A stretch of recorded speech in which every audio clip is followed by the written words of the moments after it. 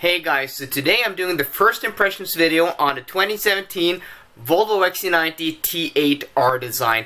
And the reason I'm breaking these videos up like this is because if it were to make one video, it would be an hour long, and that would be really boring to watch, really boring to edit, and just a boring video in general. I've had the car for a few days now, done almost 1,000 kilometers or 600 miles. Gonna have it for another week, and the last video I'm doing after the 1.5 week period is the full review where I've been able to think through my thoughts and my impressions of the vehicle. But today I'm doing the first impressions video, and the first thing I want to show you guys are the keys. Here we have the keys in question, or more precisely, the key.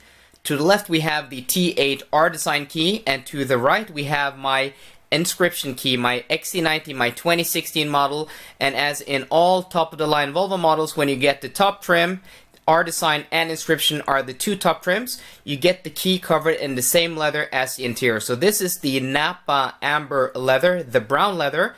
Beautiful, a gorgeous color. And to the left we have the black perforated Napa leather.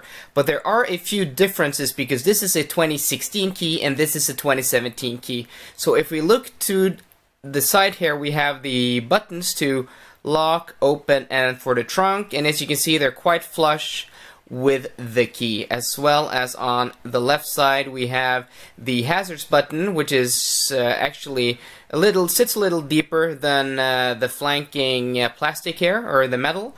But on the 27 key you can see that the buttons actually stick out a bit. They're more pronounced to be easier to hit when you're not looking at the key. Just another detail that Volvo, are constantly improving their products. On the left side, or on the hazard button side, the design is actually the same. But which key do you guys actually prefer? Do you like that Volvo come with the keys in the same color as the interior, or would you just like a black key or a silver key or a plastic key? Let me know in the comments down below.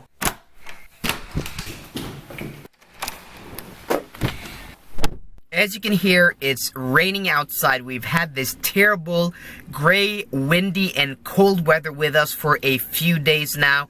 It's completely terrible. It's terrible for YouTube, terrible for vlogging, and I do apologize for the dreary and gray footage in this video and the past few videos. Before we set off, I want to talk a bit about my history and my experience with the XC90 and the T8 model specifically. For you new guys to the channel, I daily a 2016 Volvo XC90 D4. That's the 2-liter diesel with 190 horsepower. I got that delivered February last year and have done almost 80,000 kilometers or 50,000 miles. So I have a lot of experience with the XC90. I've driven it on country roads, off-road, rivers, in cities, just about everywhere you can imagine. So I have a lot of experience with the XC90. When I first drove the T8 model late last year, I hated it. To be honest, I drove one that was a dealer demo car. It was terrible. I hated the brake feel, I hated the transmission, I hated the drivetrain, and I thought the suspension was just really harsh and really hard. Then I gave it a new chance. I tested another dealer's car a few weeks later, and that was a bit better, but I still hated it. So that's my experience, and my impressions have been that the diesel and petrol powered versions of the XC90 have been much better than the hybrid. So in this video I'm gonna tell you guys what I think, what are my first impressions, do I still hold that to be true, or have I changed my opinion?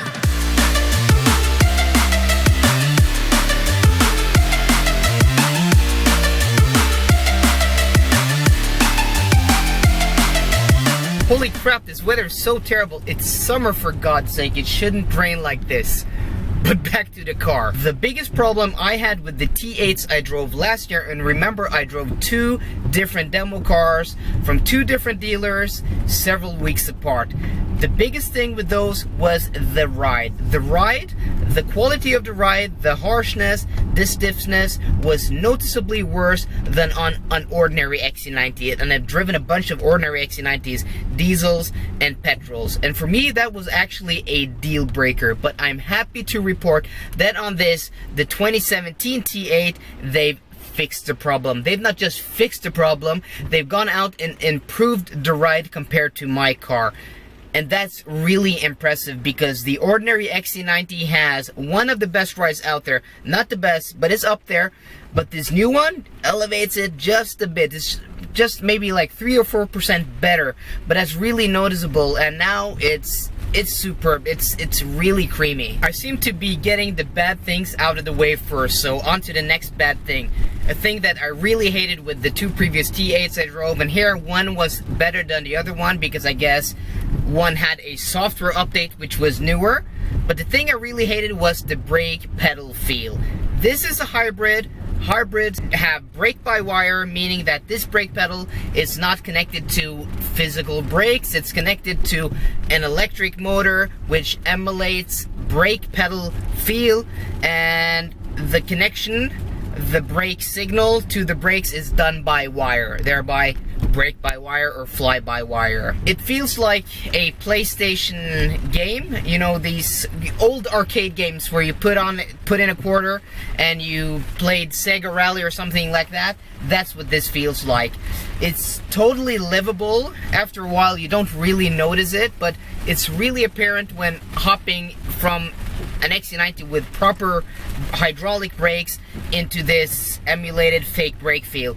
It's not a deal breaker, it's okay, but I do prefer a normal brake pedal. Just so you know guys, I will be making a more fun, less serious video about the best and worst things about this, you know, auto braking, live auto braking. Gotta watch the road. But as I was saying guys, I will be making a less serious, more fun, little more detailed video about the best and worst things about this car, like I did on the XC60, the previous car I had. But that being said, that was basically, those two things are basically the worst things about this car. But the last thing I had on my list is the drivetrain.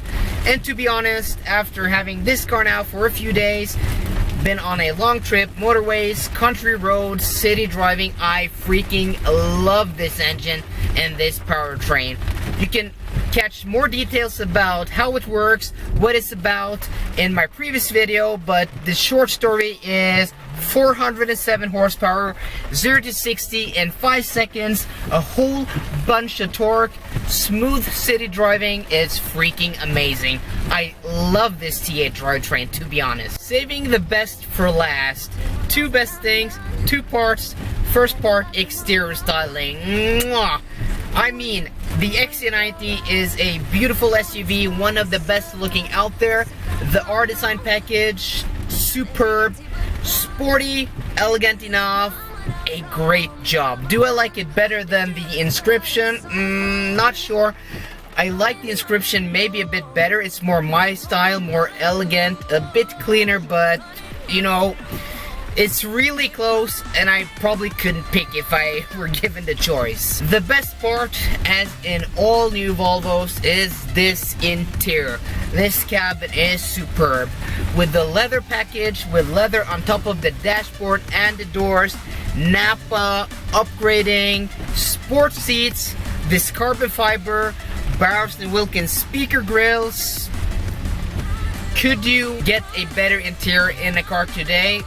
Yeah, if you spent twice the money, 3 times the money, 4 times the money, you could, but for this buck, this price range, only Mercedes is competing with Volvo now. This is one of the best, and as Jeremy Clarkson has said before, the best interior this side of a Rolls Royce. It's, just look at the pictures for God's sake.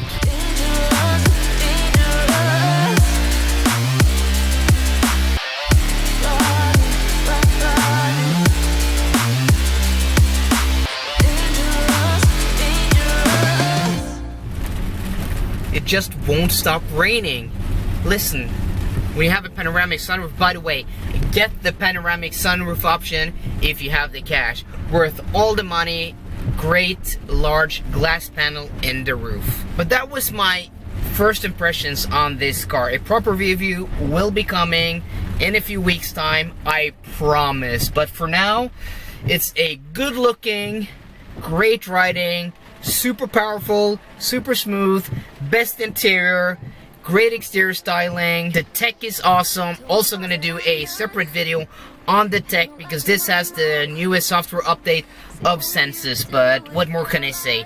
It's an amazing car, and if you can't wait for the full review, go out and get this car if you're in the price range, if you're getting something in this price range, because it's freaking awesome. I honestly don't think you can do better for the money. So hope you liked this video. If you did, give it a thumbs up down below, and for more car content, as always guys, please subscribe. See you guys later, and goodbye.